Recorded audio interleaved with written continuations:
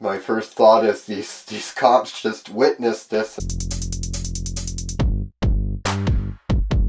Hey there, and welcome to Matt's Garage and Car Stories with Matt. Well, today I'm going to talk about my love for Fox body Mustangs.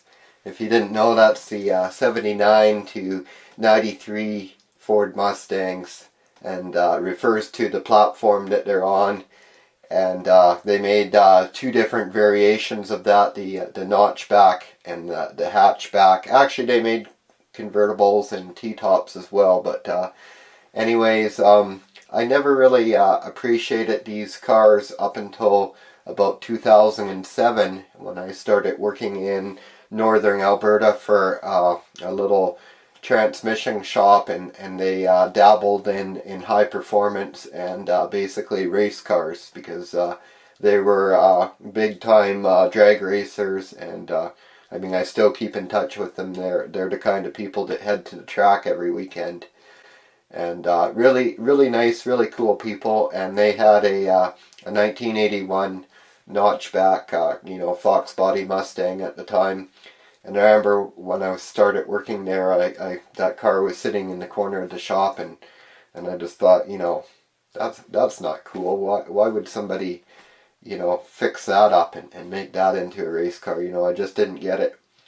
And then I actually went to a race with them one weekend, and at the time I was driving 87 Cadillac Sedan DeVille, and and it was miled out. It was a real beater, real piece of junk. But I took it to the racetrack, and I actually entered it in the drag races, just in the street class there, and took it down the track half a dozen times, and I was running in the mid-19s at 67 miles per hour, if I remember right. But there was this, I'd never tried it before, and there was something about it, just being out on the track and just having a purpose to actually, run your car flat out, not just doing it for the heck of it or for your personal enjoyment, but, having an audience and having a purpose. And I really saw the appeal of that right away. And something else I noticed was my boss's Mustang. That car, it would lift the wheels leaving the line. It ran high 11s at the time, and it would do a nice wheelie leaving the line, but just go dead straight down the track. And there was another Fox body there, and I think it was running high 10s, and that car would stand right on the bumper. In fact, he did finally rip the bumper right off that car, because he didn't have wheelie wheels on it. But he would stand it right on end, and it would launch and just shoot down that track dead straight. And you watch all these other cars come up there, these hot cars, and they'd leave the line and start, going crooked, and the driver would be fighting to keep it straight. And I could just really see how those Mustangs were a serious contender. And when you consider the fact that all stripped down, they can weigh under 2,500 pounds, and they can accommodate a big block V8 of any kind, and you can pretty well build them to what you want. And so it wasn't long before I started asking my boss. He had a couple of parts cars out in the back compound, and so there was a little hatchback out there, and it had the Outlaw aluminum wheels on it, and it had some low profile tires, and it's like somebody had it set up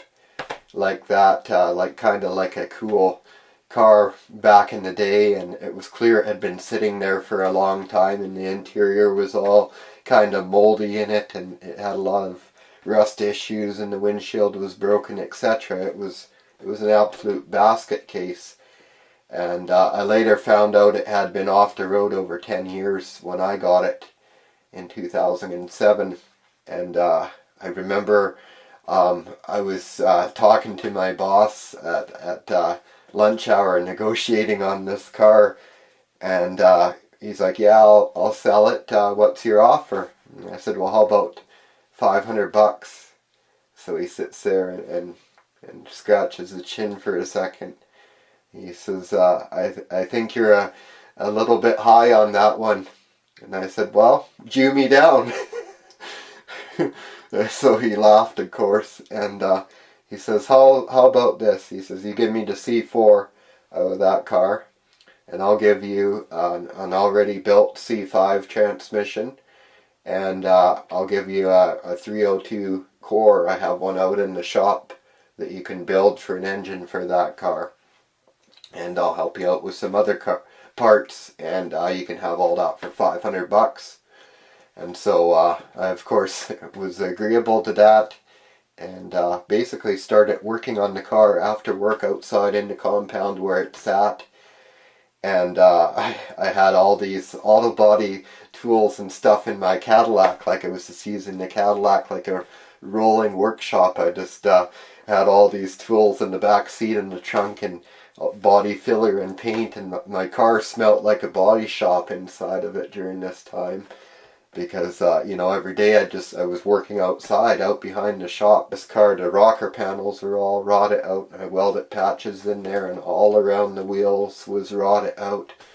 Welded that all full of patches, and did, you know, just a quick, I called it a race car paint job. I just quickly painted it black out in the gravel parking lot out back. And, I mean, it looked good from 20 feet away. That was the goal. I later added some orange racing stripes with some paint I still had left over from painting my 87 Chevette, actually, that I mentioned in a previous story. And yeah, it was really cool. And then the engine, I had never done a lot of mechanical work prior to that. Like obviously I'd hired on there and was working as a transmission installer. Basically, I was, you know, removing and replacing transmissions. So I was, you know, getting a little more proficient at mechanical work, and I saw building this engine as a good skill building exercise, and so my boss was willing to help me out with that, and so I discovered Summit Racing, and ended up, I was into this car by the time I had it all built for over $4,000. So there was some stress involved because I was the one assembling this engine and everything, which the engine alone I had $2,500 into. You know, I had to bring it to an engine shop and have it bored over, and I had cam bearings put in it and all that kind of stuff. And then I did the final assembly, and so I went in on the weekend and actually put this thing all together. My boss had done a rundown on Friday after work with me and kind of gone over what I needed to do, and he had all the torque specs laid out there for me, and I actually got it all together on the weekend pretty well. And finally I was rushing to do this because when I started building this car, they had the race schedule up for that summer, and I had, you know, attended the testing tune, they had called it, which was early spring, really early spring, and that's what I had gone to in my Cadillac, and kind of got hooked and decided I wanted to show up at the next race with a car. And I did. I built that car in 2.5 months, paint and body, full mechanical, full interior. So yeah, I mean, it was far from a show car or anything, but I had pretty well gone through every aspect of the car. I put new tires on it. I repacked the bearings. I did a 4-wheel brake job. I had to do a bunch of wiring. I, pretty well just went through everything on the car and got it to a running, driving car in 2.5 months. And I remember it was like the day before the race, and that morning actually we started the engine for the first time, and we had to break in the cam and everything.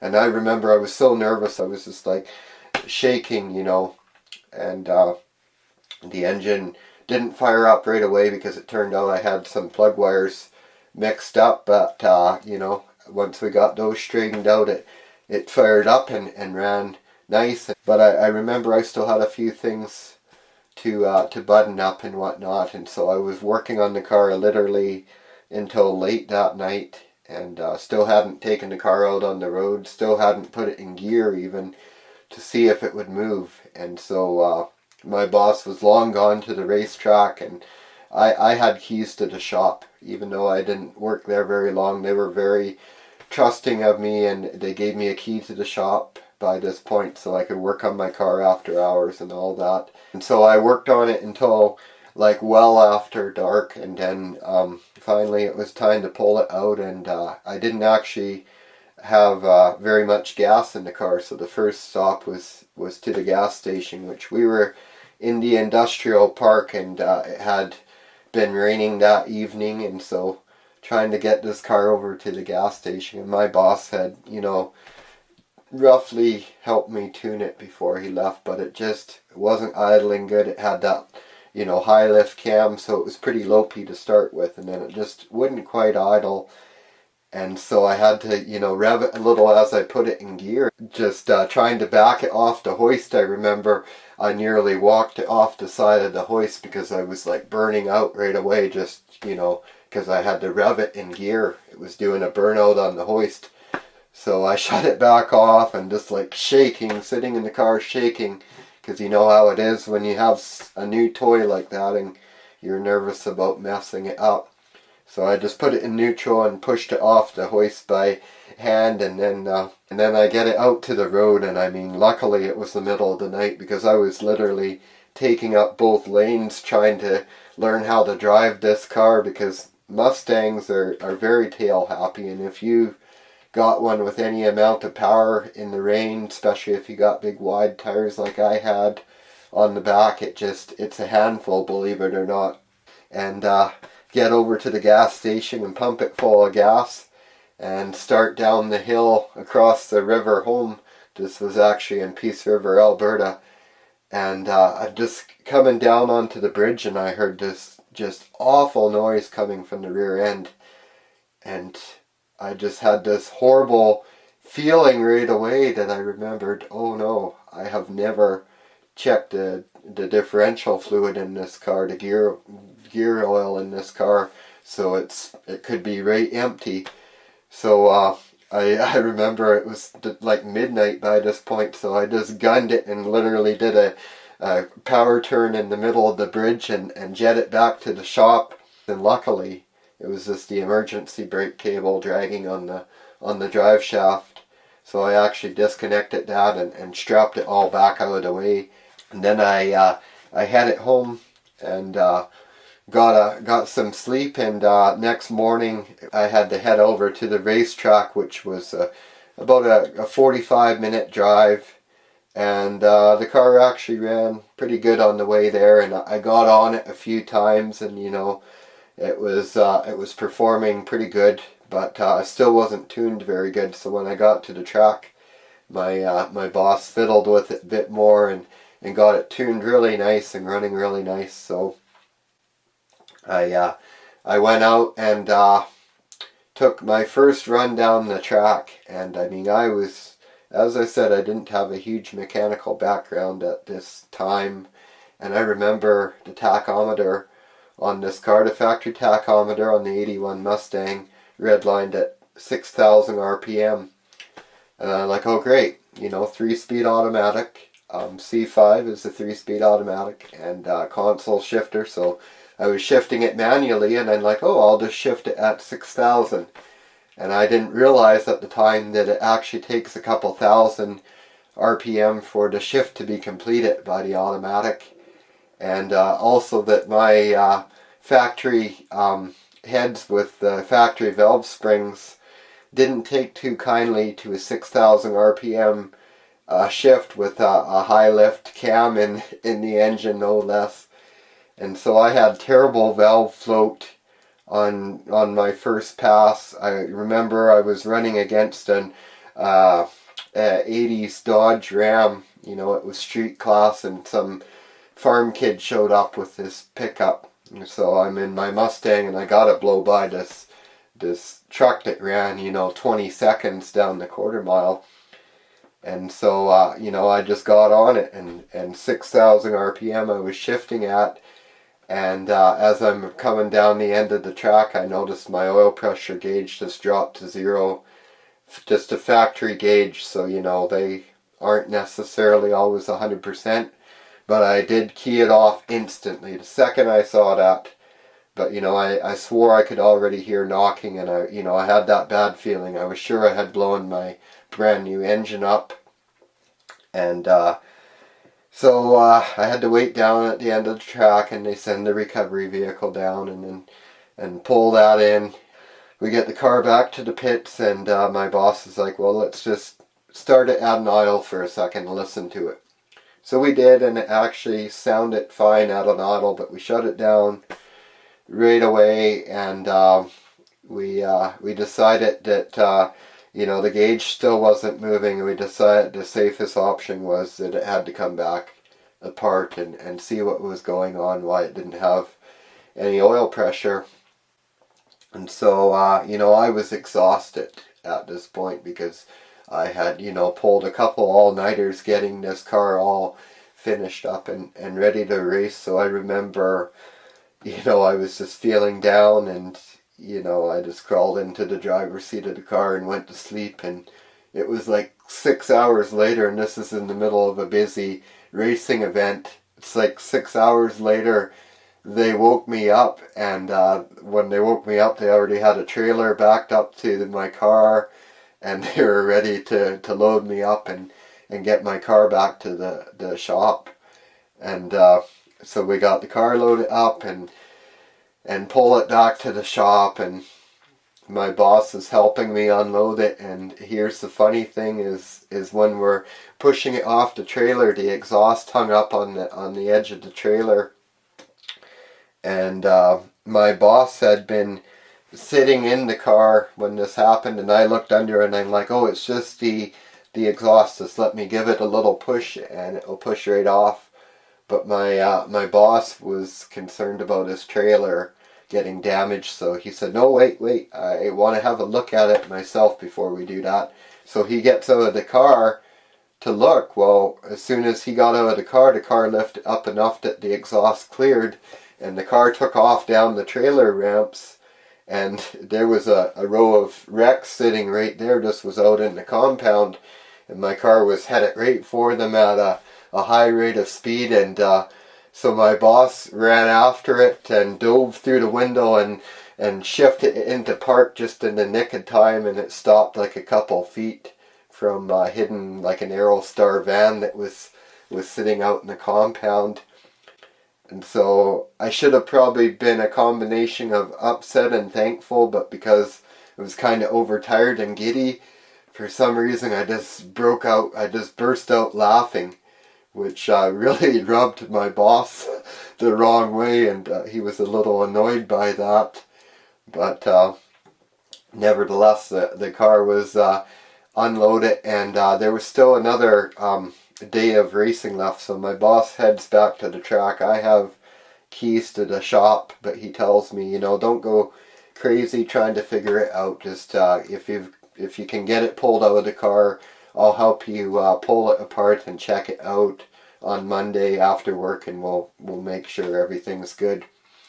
Well, by this time I had already taken the insurance off of my Cadillac and everything, and the Mustang was going to be my daily driver, and I had really enjoyed driving it the little bit I had, so I just couldn't accept the fact that I wasn't driving this car the next day. So I got it in there and I started tearing on it, and I had the engine out of there in like under 2 hours, and I didn't even put the engine on a stand or anything. I remember I just left it hanging by the engine crane, and I whipped the oil pan off and pulled a couple bearing caps off and checked it, and the bearings looked perfect. They were still nice and oily and everything.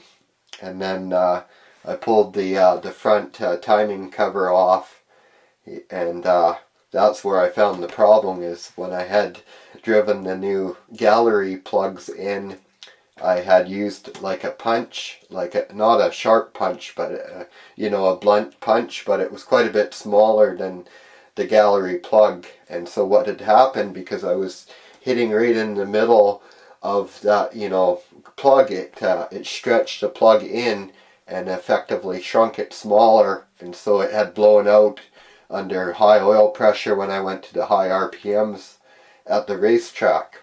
And I slapped that back together and got the engine back in the car, and I think by this time, 5 or 6 hours had passed, and a couple more hours I had the engine all hooked back up in the car, and actually took the car on quite a trip only a few days later, and headed to my parents' place, which at the time they were about a 7-8 hour drive away. And I made it there, but I did have one little glitch on the way, was that on those old Fords they have kind of just like a push-on connection on the back of the alternator for like the power wire, the charge wire, whatever.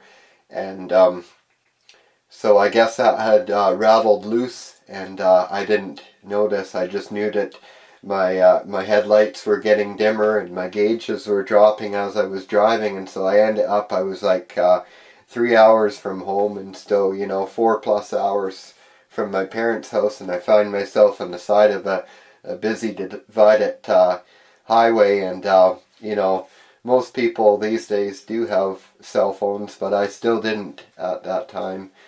And so nobody stops. They all assume you have a cell phone. So I sat there for over an hour with the hood up, and finally a guy actually stopped in an Eagle Talon and helped me out. He didn't even have booster cables, and neither did I, but he had a bunch of sub cable, the heavy amp wires for your subs or whatever, in the back of his car, and so we used that to boost my car and got it going.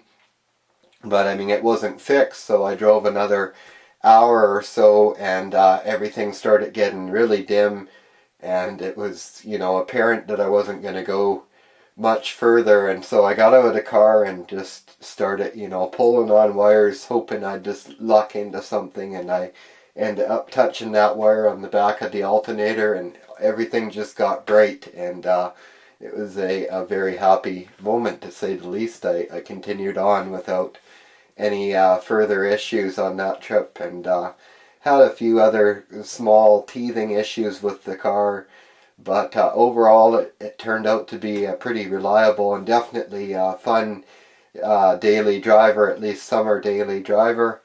The car actually had a really steep gear ratio. It had 273 gears in the rear end, and it had a 7.5-inch open differential in it, so you get like the single tire fire on the right hand side. I remember one time I took off at the drag strip, and it just broke loose on the starting line, and it laid rubber. It was still smoking the tires at the 8th mile mark when I finally backed out of it and upshifted.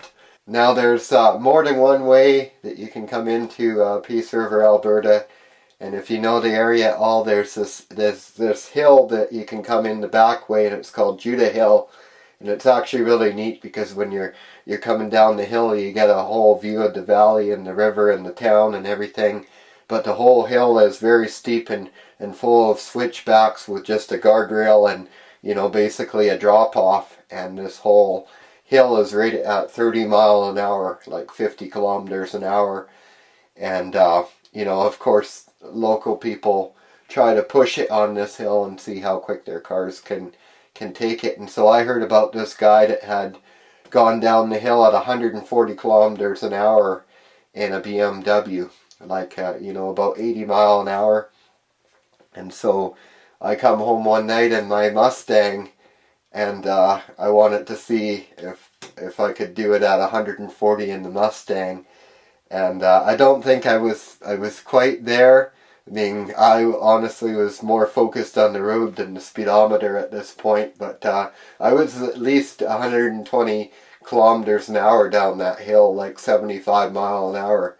Like anybody that tells you Mustangs don't handle, that one could grip pretty good. And so, yeah, all the way down the hill at about 120, and then I get to the bottom of the hill, and this is late at night, and I kind of had a feeling, and I just, I backed off and slowed right down to the speed limit, and I roll up to the stop sign, and I look over, and there's a cop parked over there just waiting for somebody to come ripping around the corner and run the stop sign or something. So that was a real narrow miss there. He probably heard me coming down the hill, but he didn't see me, so there was nothing he could do about it.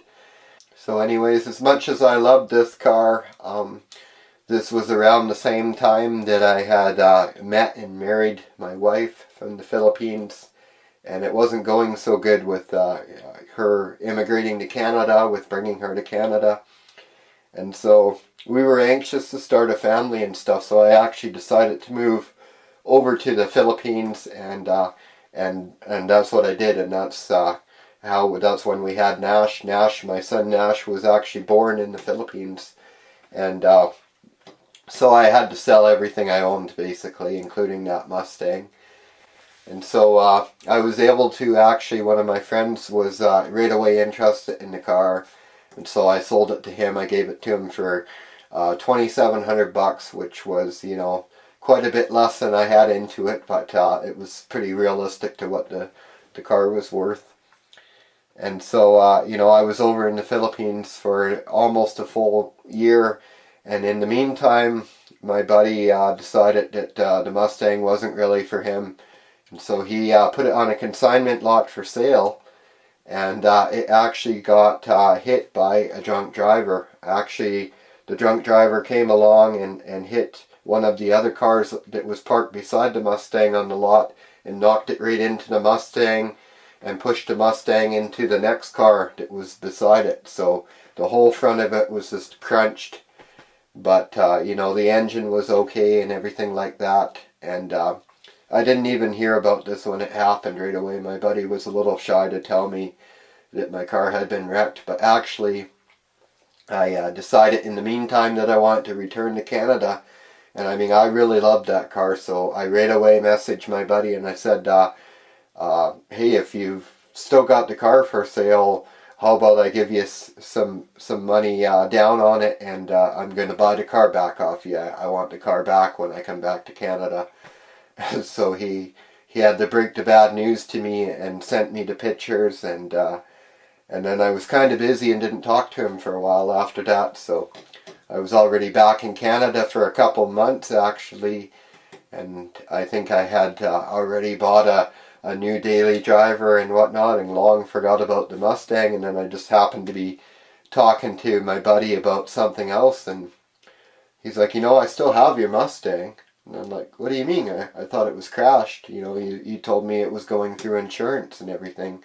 Didn't you just get paid out? Like, I knew the car was definitely written off and everything. He's like, oh yeah, I got paid out, but I figured you'd want the car back, so I bought it back off the insurance company for $800. I was like, $800? I had $2,500 into the engine alone. And so didn't have a lot of money to spare at the time, but I said, how's $900? I'll send you $900. You'll have a extra $100 for your troubles, and I'll come pick up the car. And so that's what we did, and we actually headed up there with the 88 Nissan truck and a tow dolly, a rented tow dolly, and my wife came along with me. And again, this was like a 7-hour drive to where the car was, so we drove up there, and I got the car running as soon as we got there. It hadn't been running in over a year, so I dumped a shot of gas down it and got it flashed up, and actually drove it onto the dolly, and we were towing it home. And I remember we had gone a few hours, but one big problem we were having is the dolly we had rented was they gave me too big of wheel straps. They were basically made for like a big truck tire, the wheel straps they gave me, and the Mustang had 14-inch low profile tires on it. They were just puny little tires because I was trying to give it that drag race look. I had the big fat tires on the back and the little skinny tires up front. And so I kept having to stop and retighten the straps and stuff. They kept working loose, and we actually stopped at a Subway a couple hours into the trip, and there was a whole bunch of police, of cops in there eating, about 5 of them. So we go in there and grab our subs and everything. I'm not sure if the cops were there when we got there, or they actually arrived while we were in there eating. But either way, when we went to leave, there was about 5 cops just sitting in there right in front of the big picture window. And so we go to pull around, and if you've ever run a tow dolly before, you'll know that the straps have a tendency to really take a strain and loosen off on corners especially. And I swung too tight coming out of the parking lot, and the straps pulled right off, and the car came off the dolly. It like twisted on the dolly, and the dolly ended up sitting under the rocker panels of the car, and it was like completely bogged out on there, and just like a terrible mess, just sitting all cockeyed on the dolly like that. And my first thought is these cops just witnessed this, and they're gonna come out and give me a ticket for an unsafe load or something. So I tried to just, not even make eye contact with them, and I just got out of the truck and started hustling and got jacks under the car and got it all jacked up and got the dolly twisted back right and got all the straps worked down and very carefully pulled back out onto the highway. So got the dolly actually back to Red Deer. And this was actually in 2009, and I had been laid off from my buddy's body shop, my buddy who I'm still good friends with now, and I still occasionally go in and do a little work for him in his restoration shop there. But anyways, that's the thing, we were good friends even though he had laid me off, and so he agreed to let me work on the car there, and I had actually in the meantime gone to an auto wrecker locally here in Alberta and just bought a rolling body for $100. It was actually an 87 notchback that had a 4-cylinder and a 5-speed in it, and they told me I could have it for $100 if I pulled the engine out and left the engine behind, like for scrap value. So that's exactly what I did. I went there on the weekend, pulled the engine out. My boss or buddy or whatever helped me pull it back to the shop, and so I already had that rolling shell sitting there waiting for this engine that I was going to pull out of the 81 and use it to build the 87. And so I did that. He didn't, my buddy's just got a small shop, and so I couldn't take up any room inside it or anything. So just outside on the gravel, and got that engine all pulled back out of the 81 and all the parts pulled off it, and actually it started snowing as I was dropping it into the 87. This was like late fall, and so yeah, I installed it during a snowstorm, and I swapped on the doors from the 81 because they were in better shape than the 87s, and a bunch of things like that, and basically got the 87 running and driving, but it was kind of jerry-rigged together in a lot of places. There was a lot of zip ties involved and stuff, but it was good enough that I could drive it back to my parents' house to store it for a while. And the interesting thing, as soon as I started driving the 87, is that it had 344 to 1 rear end ratio. Still a 7.5 omping differential, but with those low gears, I mean, there's no way it would ever hook up from the stock, but as soon as I got it to hook up, that thing would just fly. It was a beast. Like, I would guess it would do 0 to 60 in 5 seconds or less if I could get it to hook up.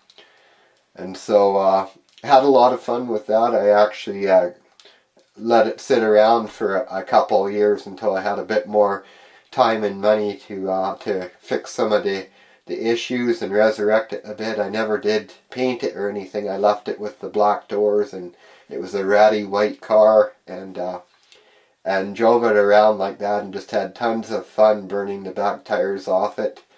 And then I finally put the car in the shop here, and I actually stripped the engine out because I was going to redo it all properly. Started doing body work on it, and I actually did get it painted up, and I just did it in like flat black and then I was actually going to do some bright green stripes on it, and I had some cool old turbine wheels I found to fit it, and it was actually gearing up to be a pretty cool little build again. And then my buddy John, who's appeared on the channel before actually, and we're always horse trading cars. He's the one I just traded the Versailles the other day with him for the K5 Blazer that I got now. And so anyways, he had brought home a little 1990 Nissan Pulsar NX. I currently own an 88 Nissan Pulsar NX, but this one was a really rough one. He had actually traded another car for it. It's just the second I saw it, I was just in love with it. I just thought it was such a cool shaped little car and stuff. And my buddy John is the real salesman, so right away he's like, "Oh, get in. We'll go for a test drive and see what you think." So I, loved it on the test drive, and we get back and start talking what kind of a deal we could work out. And he said, "Well, I'd like your 87 Mustang." And I said, "Well, you're not getting my engine." I said that right away. I said, "There's no way you're getting my engine in that deal." And so the engine was stripped out of it at the time. So I went ahead and just traded him the body. And I actually had another 302 laying around the shop here. It wasn't like a built up one or anything, but just a good 302. I gave him that with it. And he's since traded it on to somebody else, and it actually got turned back into a race car, and it's got some big power under the hood now. I think it's got turbos on it and everything, so that was pretty cool. I got to see some pictures of it all done up. Thanks for watching Matt's Garage and Car Stories with Matt. Don't forget to like and subscribe for more, and have yourself a great day.